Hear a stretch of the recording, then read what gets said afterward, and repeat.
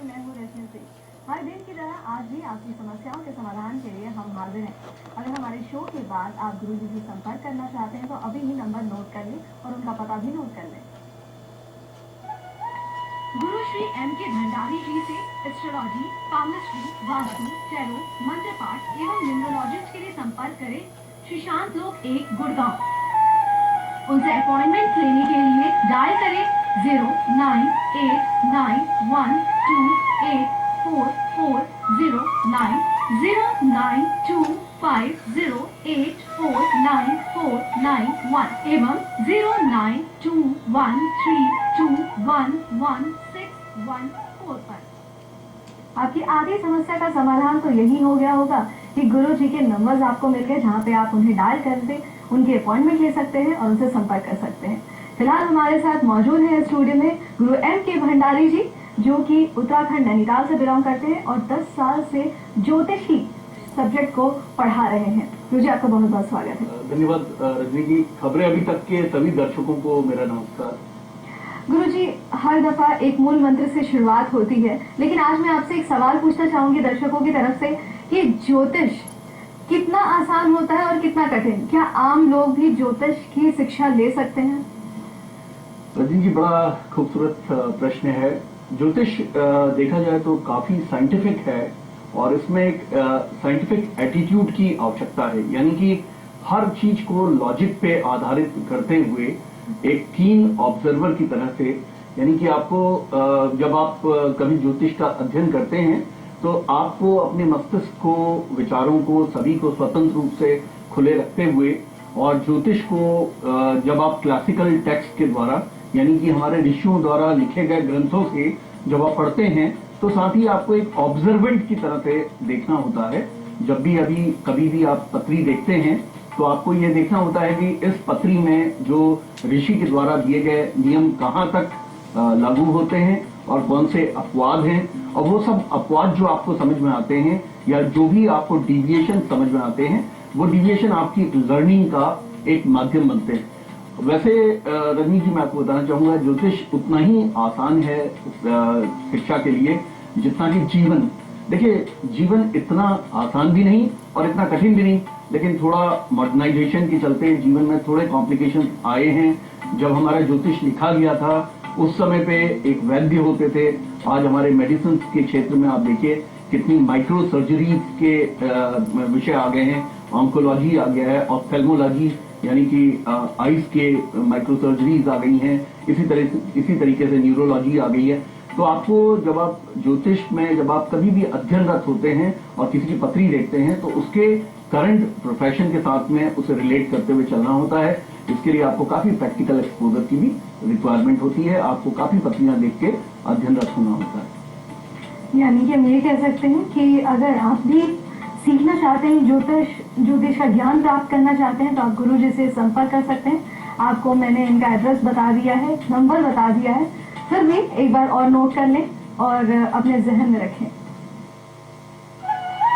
गुरु Shri M.K. Bhandari जी से astrology, palmistry, vastu, tarot, मंत्र पाठ एवं न्यूमरोलॉजिस्ट के लिए संपर्क करें श्रीशांत लोक 1 गुड़गांव।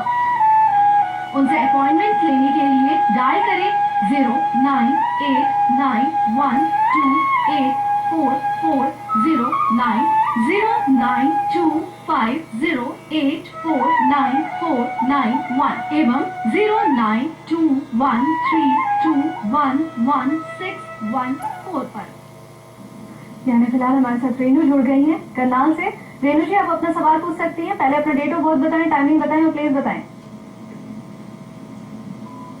रेनू जी, आप अपना सवाल गुरुजी से पूछ सकती हैं। टीवी का वॉल्यूम बंद कीजिए। प्रणाम गुरुजी। हाँ, नमस्कार जी। गुरुजी, मेरा फोन तो कल भी लगा था लेकिन केबल की लाइट चली गई थी, इसलिए सुन नहीं। रेनू जी, अपना डेट ऑफ बर्थ बताएं। रेनू जी, मैं आपको बताना चाहूंगा कि ये प्रोग्राम दोबारा रिले होता है रात को 11 से 12, फिर नेक्स्ट डे ये इसकी रिकॉर्डिंग दिखाई जाती है सुबह 9 से 10। अगर आपका कभी भी प्रोग्राम मिस हो जाता है किसी वजह से, जैसे आपने बताया केबल की लाइट चली गई थी, तो रात्रि में 11 से 12 और दूसरे दिन सुबह 9 से 10 आप इसे दोबारा देख सकते हैं। तो मेरे बताए गए उपाय उस समय आप दोबारा सुन सकते हैं। हाँ, बताइए अपना डेट ऑफ बर्थ। हाँ जी, भाई के बारे में पूछना है, गौरव के लिए। उसकी डेट ऑफ बर्थ है 28 अक्टूबर 1988। 28 अक्टूबर 1988। हाँ जी, टाइम। जन्म का समय बताएं। दोपहर के 12 बजे और जन्म स्थान करनाल है गुरुजी। जी, सवाल पूछे। हाँ जी, मैकेनिकल इंजीनियरिंग कंप्लीट हो चुकी है, तो नौकरी कब तक लगेगी, आगे करियर कैसा रहेगा उसका? देखिए, ये धनु लगन के जातक हैं और इनकी वृष राशि है, रोहिणी नक्षत्र है। रोहिणी चंद्रमा के प्रिय नक्षत्र हैं और आपके बच्चे को काफी अच्छा शिक्षण का बनता है। गुरु और चंद्रमा गजकेसी योग बनाते हैं, यानी कि लगन के जो स्वामी हैं वो चंद्र के साथ में, उच्च के चंद्र के साथ में छठे भाव में बैठ के बहुत बड़ा राजयोग बनाते हैं, जिसका मतलब यह है कि आप अपने बच्चे को अगर एनकरेज करें तो इस बच्चे को एक तो हायर शिक्षण का भी इसको योग बनता है और साथ में इसको कॉम्पिटिटिव एग्जाम्स वगैरह देने का भी इसको योग बनता है। इसे आप जैसे कि कैट में और इसी तरीके से हायर लेवल के मैनेजमेंट के कोर्सेज जैसे जीमेट वगैरह दिलवा के आप विदेश से इसका शिक्षण करवा सकते हैं। अभी चूंकि बच्चे की राहु में चंद्रमा का अंतर चल रहा है, तो देखिए राहु और चंद्रमा का अंतर बहुत अच्छा नहीं होता, क्योंकि वो चिंता का अंतर माना जाता है। और यहाँ पे राहु की जो पोजीशन है वो थर्ड हाउस की है। थर्ड हाउस की पोजीशन बहुत अच्छी है, क्योंकि इसमें तीसरे छठे 11वें में बैठे हुए राहु बहुत अच्छे फल देते हैं। इस पत्री को मैं पहले भी देख चुका हूँ और इसमें जैसे मैंने आपको तब भी बताया था कि त्रिकटे एकादशे भौम त्रिकटे एकादशे राहु सर्वान अरिष्ठान निहंत्याशु, यानी कि तीसरे छठे 11वें में बैठे हुए राहु मंगल सूर्य शनि ये कुंडली के सभी दोषों को दूर करते हैं। इनका आप राहु का लग के थोड़ा सा उपाय करवाइए, और राहु के जो अच्छे उपाय होते हैं वो गुरु के उपाय होने से राहु का अपने आप उपाय हो जाता है। सर्प दोष पितृ दोष दोनों है इस कुंडली के अंदर। एक तो त्र्यंबकेश्वर में जो कि द्वादश ज्योतिर्लिंग है, वहां पे भी इस बच्चे का थोड़ा सा उपाय होना चाहिए अमावस्या के समय पे। और इसी तरीके से राहु के सभी उपाय आपको थोड़ा सा लग के करने होंगे। बच्चे का बुध और शुक्र चूंकि दसम भाव में बैठे हुए हैं, बहुत अच्छे बैठे हैं, कि बच्चा जीवन में बहुत तरक्की करेगा। जी, फिलहाल आपको आपकी समस्या का समाधान मिल गया होगा, गुरुजी ने बताया। फिलहाल पूजा हमारे साथ जुड़ गई है। पूजा जी, आप अपने सवाल पूछ सकती है। अपना डेट ऑफ बर्थ बताएं, टाइमिंग बताएं, प्लेस बताएं। 19 मई 1992 1991। 19 में 19 मई 1991 1991। जन्म का समय बताएं। सुबह 5 बजे। जी, जन्म का स्थान। जी, फ्रॉक नगर के पास सुनना। जी, जन्म का स्थान। जी, फ्रॉक नगर के पास है सुनना। गुड़गांव जिला गुड़गांव जिला। नहीं, कौन सा स्टेट है? गुड़गांव। गुड़गांव, ठीक है। सवाल पूछिए अपना पूजा जी। जी, मैं बताना चाहती हूँ कि मैं चल नहीं पाती हूँ, कब तक चल पाऊंगी? इनकी चलने की समस्या है, ये कब तक चल फिर पाएंगी? आप मेष लगन की जातिका हैं और आपकी कर्क राशि है। आपको जो चलने की जो समस्या है उसका कारण ये है कि शनि आपके जो है वो द्वादश भाव से संबंधित हो जाते हैं। और देखिए शनि इसमें अवरोध के, चूंकि शनि मेष लगन के जातक के लिए बाधीश कहे जाते हैं। जो ज्योतिष के विद्यार्थी बैठे हैं, मैं बताना चाहूंगा कि चर लगन की जो पत्रिकाएं होती हैं, चर लगन है मेष, कर्क, तुला और मकर। उन पत्रिकाओं में 11 के 11 के जो लॉर्ड हैं वो बाधीश या रोगेश कहे जाते हैं। और जो स्थिर लगन की जो पत्रिकाएं हैं, जो स्थिर लगन है वृष, सिंह, वृश्चिक और कुंभ लगन, इन लग्नों में नवम के स्वामी बाधीश होते हैं। और जो द्विस्वभाव लगन है 3, 6, 9, 12 यानी कि मिथुन, कन्या और धूप और मीन लगन, इसमें 7th के जो लॉर्ड हैं यानी 7वें भाव के जो स्वामी होते हैं वो बाधीश कहे जाते हैं। तो बाधीश को हम दूसरे शब्दों में रोग को बहुत कंपाउंडेड लेवल पे लेके जाने वाला ग्रह कहते हैं। अगर वो रोग देता है बाधीश, सभी कामों को रोकने वाला होता है और वो बाधा पैदा करता है।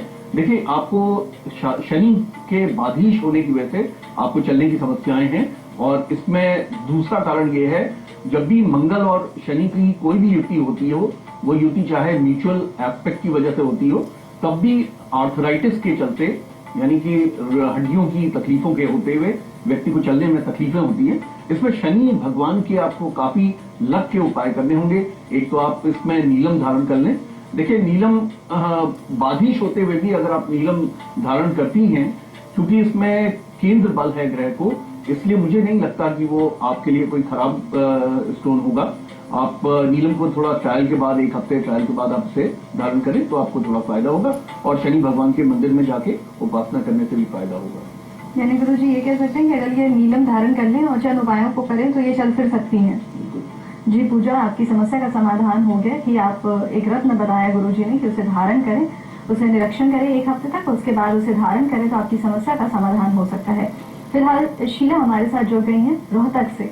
शीला जी, आप अपना सवाल पूछ सकती हैं। पहले अपना डेट ऑफ बर्थ बताएं, टाइमिंग बताएं और प्लेस बताएं। हेलो हाँ जी, हेलो। हाँ शीला जी, अपना डेट ऑफ बर्थ बताएं। मैं अपने बेटे के बारे में पूछना चाहती हूँ। जी डेट ऑफ बर्थ बताएं उनका। उसकी 5/3/95। 5/3/95। हाँ जी, नाम विक्रांत। समय 10:10 रात्रि। रात्रि के स्थान रोहतक। रोहतक। हाँ जी। क्या पूछना चाहती हैं आप? इसके कैरियर के बारे में पूछना चाहती हूँ। इसका करियर कैसा रहेगा गुरु जी? जी आपके बेटे तुला लगन और मेष राशि के हैं, और इनका नक्षत्र अश्लेषा है, अश्लेषा संधि नक्षत्र है, और थोड़ा सा स्ट्रगल वाली सिचुएशन बनती है। लेकिन चूंकि आपके बेटे की कुंडली में एक बहुत बड़ा राजयोग बनता है, यानी कि कर्क के मंगल 10वें भाव से संबंधित हैं, और नीच भंग राजयोग बन जाता है। नीच भंग राजयोग एक बहुत बड़ा राजयोग होता है। इसका मतलब आने वाले वर्षों में ये बच्चा बहुत काफी अच्छा करेगा जीवन के अंदर, लेकिन शुरुआत में थोड़ा सा रुकावटें इसको जरूर इसके साथ में आएंगी। और इस समय जो दशा चल रही है उसके हिसाब से अक्टूबर 2010 के बाद से इसका उचित समय शुरू होता है, जिसमें कि ये काफी हद तक ठीक कर सकता है। इसमें कुछ आपको उपायों की आवश्यकता होगी। जहां तक प्रोफेशन की बात है, प्रोफेशन के लिए हमें बहुत एक्यूरेसी के साथ में निकालने के लिए वर्ग कुंडलियों का, अष्टक वर्ग का, षटबल का, इनका भी अध्ययन करना होता है। तो वो आप अगर हमारे संस्थान में हमें कांटेक्ट करें तो आपको ज्यादा अच्छी रेमेडी मिलेगी। फिलहाल हमारे साथ अरुण फरीदाबाद से जुड़ गए हैं। अरुण जी, आप अपना सवाल गुरु जी से पूछ सकते हैं। पहले अपना डेट ऑफ बर्थ बताएं, टाइमिंग बताएं और प्लेस बताएं। 30 अगस्त 1957। डेट फिर से बताएं। 30 अगस्त 20 अगस्त 1958। 57।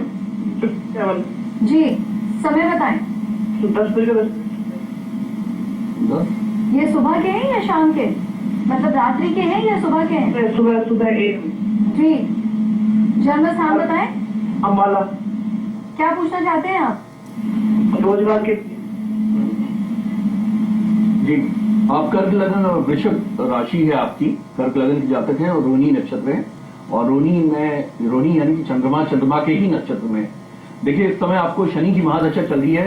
कर्क लगन के जातक के लिए शनि पंचमेश होते हुए काफी शुभ माने जाते हैं, लेकिन चूंकि उसकी मूल त्रिकोण राशि छठे भाव में पड़ती है, और छठा भाव चूंकि थोड़ी डिफिकल्टीज का भाव है, तो आपको परेशानियों के चलते दशा के अंत में बहुत अच्छे जॉब का योग बनेगा, आप या काम करने का योग बनेगा।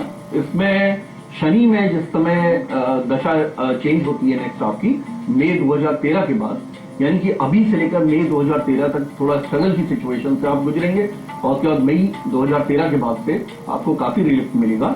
इसमें सबसे सर्वाधिक जो आपका उत्कृष्ट ग्रह है वो आपका लाभेश होकर चंद्रमा 9th हाउस में बैठे हुए हैं और उच्च के हैं। अगर आप चंद्रमा की ही पूजा करें, देखिए मित्रों, ज्योतिष के जो विद्यार्थी यहाँ बैठे हैं मैं उनको बताना चाहूंगा कि जो ग्रह आपकी कुंडली के अंदर सबसे अच्छा होता है, उस ग्रह की अगर आप पूजा करते हैं तो वो सिंगल ग्रह ही सक्षम होता है कि जीवन में आपको काफी उन्नति के क्षेत्रों में लेके जाए।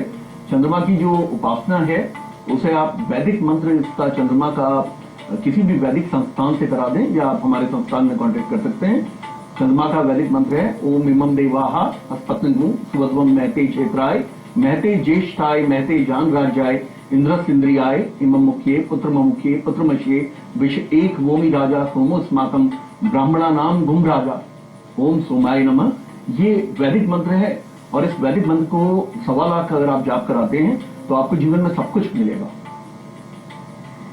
आपको हमने हमेशा बताया है कि अगर आप इन सारी चीजों को करना चाहते हैं, वैदिक मंत्र के जरिए अपनी समस्या का समाधान करना चाहते हैं, तो गुरु जी से उनके स्थान पे जाकर संपर्क कर सकते हैं, उनसे अपॉइंटमेंट ले सकते हैं। फिलहाल ये नंबर नोट कर लें ताकि आप गुरु जी से संपर्क कर पाए। गुरु श्री M.K. भंडारी जी से एस्ट्रोलॉजी, पामिस्ट्री, वास्तु, टैरो, मंत्र पाठ एवं न्यूमरोलॉजिस्ट के लिए संपर्क करें सुशांत लोक 1 गुड़गांव। उनसे अपॉइंटमेंट लेने के लिए डायल करें 0928951084941 एवं 09213211614 पर। फिलहाल हमारे साथ नवजीत जुड़ गई हैं।